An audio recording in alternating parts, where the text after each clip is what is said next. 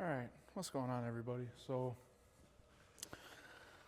unfortunately, I know I haven't posted anything else really on this truck that I've been working on, but there's a reason behind that, and I am about to explain that. So, I had gotten this motor completely together, put it back in the truck, and I was working on getting it running. Now, when I started it, it had a noise, but I had two other people with me here every night I was messing with it, and it didn't sound like a knock. And I know people are going to say, oh, it was a knock through and through. It wasn't. It's hard to tell over the video that I'm about to play for you guys, but it was more of a detonation or really bad misfire more than a knock. So, through trying to figure that out, I blew this one up. I blew a hole out of the side of the block on cylinder 8 right behind the starter. Started leaking oil out. It shot metal all out of it. So that happened, and from that point I haven't posted anything else on it, just because it was kind of not a waste of time as much, but just like it was more important for me to try to figure out what's going on with this thing before posting videos of stuff that I already know it's not gonna work out. So that's where I'm at right now, on trying to now take a step back from it and talk to people and see if anybody else has ever had this problem. I'm almost 90% sure at this point that it is a computer issue, and I'm looking at something a little bit deeper than what was ever imagined with this thing, which is really unfortunate, but you win some and you lose some, and this one I'm kind of losing on right now. But yeah, so I'm going to play that video for you right now, let you guys listen to it, and then show the video of the hole in the side of the block. So I'll play that now, and then I'll be right back. Turn it off! That could be an injector knock from all that ether.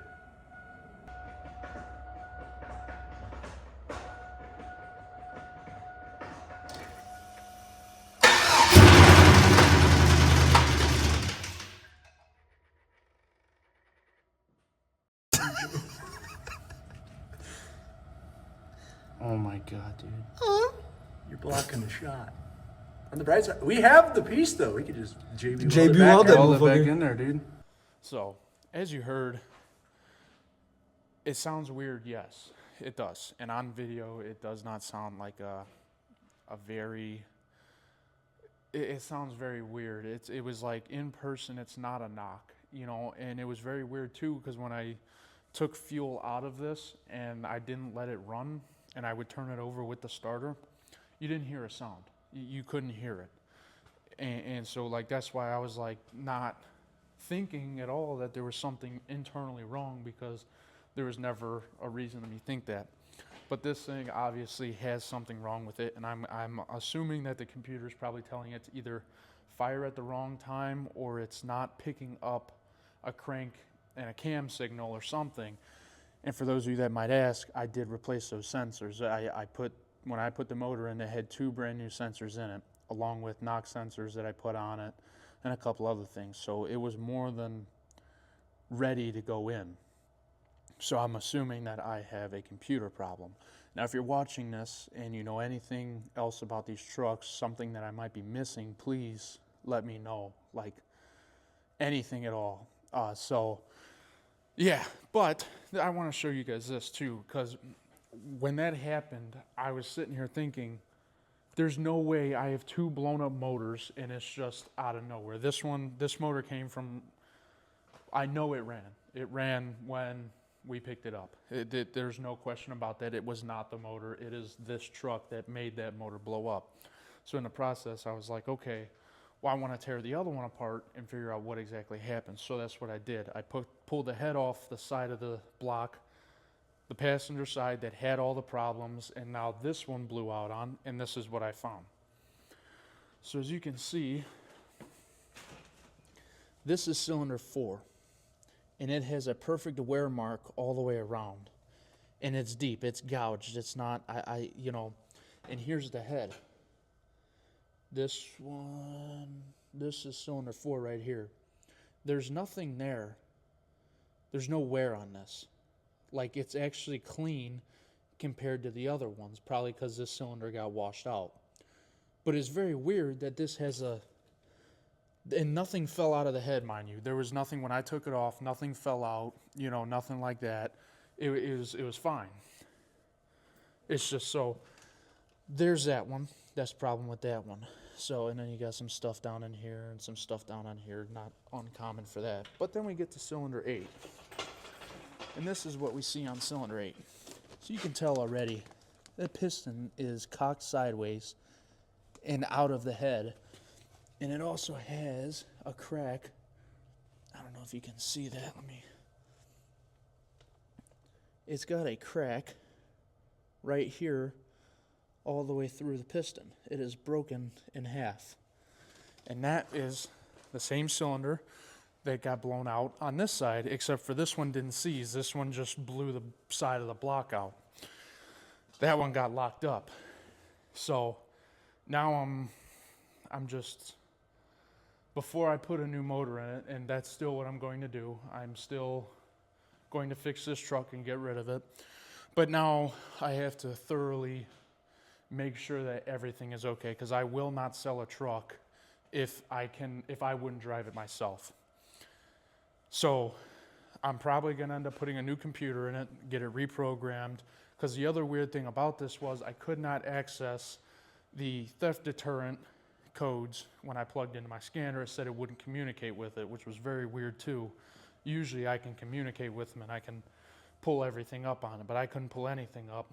And it had some codes for like lost communication with ECU and stuff like that, which was normal when I first turned it on because it had not had power for 4 months or 2 months. So that was a very normal thing to happen. But now, I don't know, maybe, you know, even when I clicked on it, there was no major codes that popped up when I was doing this. And not only that, when I cleared the codes, I probably had tried to start this thing a solid 25 to 30 times, each time letting it run for, you know, a solid 5 seconds or so. And at no point did this thing pick up codes. Now, mind you, I had it running on just the driver's bank, meaning the passenger side of the motor was completely unplugged of everything. Should have picked up a misfire and it didn't. I did the same thing vice versa. I had the passenger side all plugged in and I unplugged the complete driver's side. Unplugged it all. Didn't pull a code.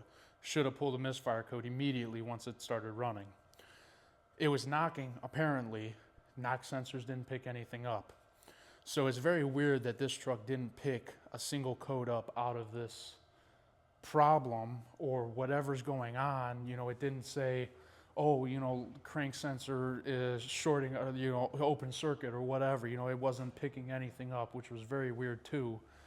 And that's why I think I might have a problem with the computer.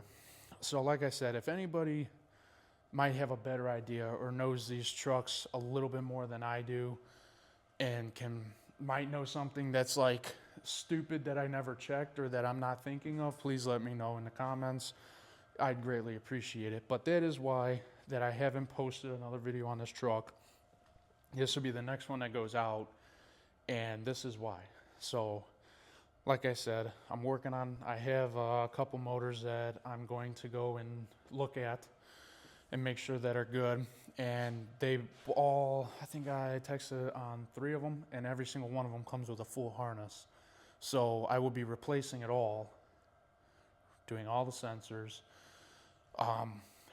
and making sure that this thing is 100%, you know, ready to go before I even start the truck. Because I don't want to do this again. If I have to do this again, chances are I'm actually going to keep the truck and I will throw a completely different setup in it. And I don't really want to do that. I didn't buy this truck for that. If I want to do that, I want to go get a different one. But that's the route I'm about to take if this happens one more time. So that'll be this, just explaining what's going on, and maybe somebody can give me a hand with this. And I've called probably, I'd say 15, 20 people, and it is the weirdest thing they've ever seen too, and nobody seems to have any idea what's going on with this and why this is doing what it's doing. But it explains all my problems now. You know, it wasn't just a misfire, because I've never seen a motor do these two things on a misfire or a stuck injector. I've never seen this before. This was crazy to me when the guy said, oh, he had a stuck injector. Usually that's not what happens. You know, it'll run rough, but I've never seen them do this. You know, it was just something very weird.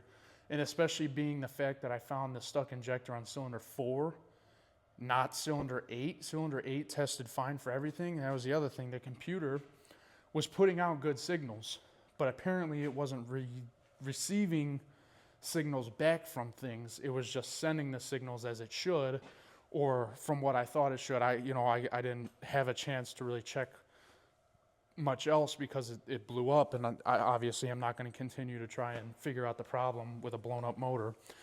Thing is though, it does still run. This one still runs. I can get in it right now and fire it up and it will run, which is weird, but hey, whatever. So now I'm just going to try and figure this out, get a new motor, get a new computer, reprogram the whole thing, and then hopefully that'll be it, unless I'm missing something else that somebody else might know that I don't. So if you do, please send me a message and let me know. But that is why I haven't posted anything else on it. So I appreciate it, guys, and hopefully the next video I have some good news. So thank you, and I'll see you guys on the next one.